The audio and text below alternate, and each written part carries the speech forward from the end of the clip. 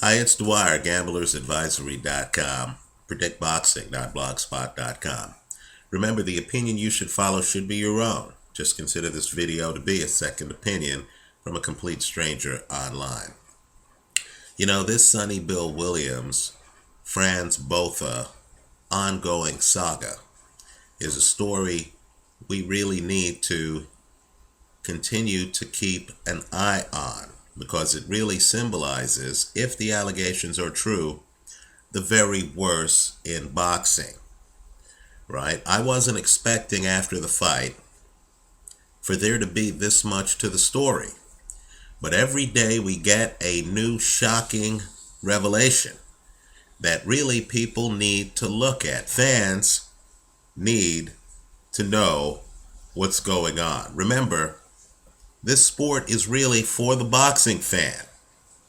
We're the group paying our hard-earned money to see these fights. We need to demand credible events. Well, the latest is really a head-scratcher.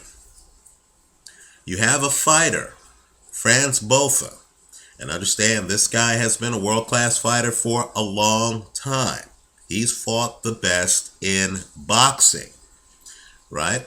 You have Franz Botha claiming that he was offered $150,000 to throw the fight.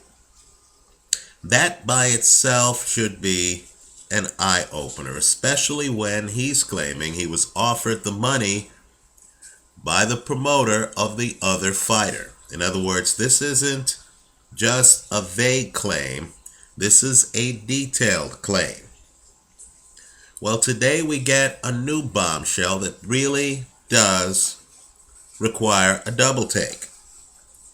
The referee in the fight has come forward and has said that he was told by a member of Botha's camp before the fight took place that Botha had been offered a bribe to throw the fight. Right? We have this from a great source. The referee himself. Understand, if the referee was told before the fight took place that Botha was offered a bribe, an argument can be made that that makes Botha's claims a bit more credible.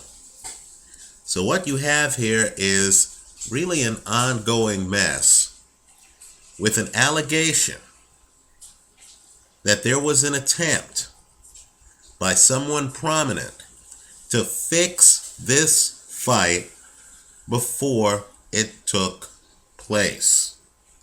There needs to be hearings. People's ability to put on these events need to be challenged. Let me go one step further, in a different vein. You know, let's remember, really, that we need to stand up for other fans, right? The idea of going to a fight that's been advertised as a 12-round fight, paying your hard-earned money, and let's face it, this is boxing, championship boxing. The tickets are not cheap, folks. You've paid your hard-earned money for a fight that's supposed to be a 12-round contest. And then you hear right before the last round that it's actually only going to be a 10-round contest. Let me tell you, you've been ripped off. As they try to say that the WBA has discretion to shorten championship fights, and as they try to tell us that the fight was originally supposed to take place in South Africa and that they had a 10-round contract before the WBA was supposed to have sanctioned a 12-round fight, and before these ads were, done for the fight, people need to simply ask themselves, was this fight advertised as a 12-round fight? Did anyone buy a ticket pursuant to an advertisement that the fight was a 12-round fight? Were any of the fighters led to believe that this fight was a 12-round fight, because clearly that would impact how they pace themselves. Clearly that would impact their stamina, their strategy.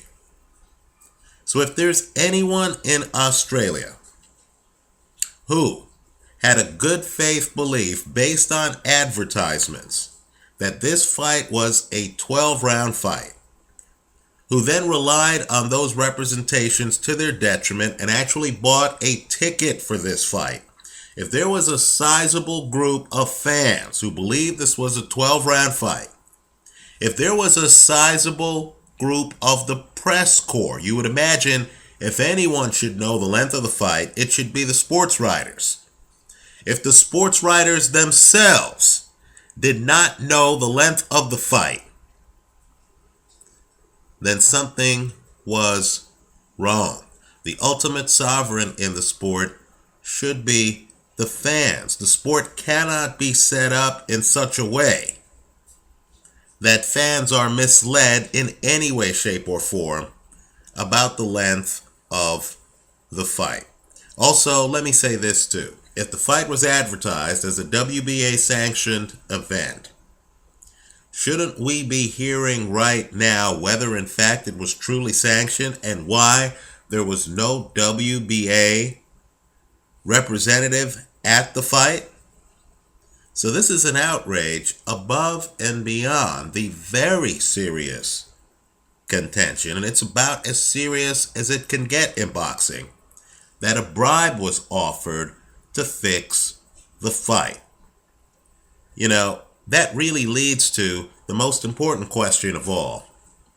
Was this a credible event? An investigation needs to take place. I couldn't even imagine watching, let's say, a world championship fight. Let's say Floyd Mayweather, Miguel Cotto. Cotto looks promising. We're headed into what's called the championship rounds.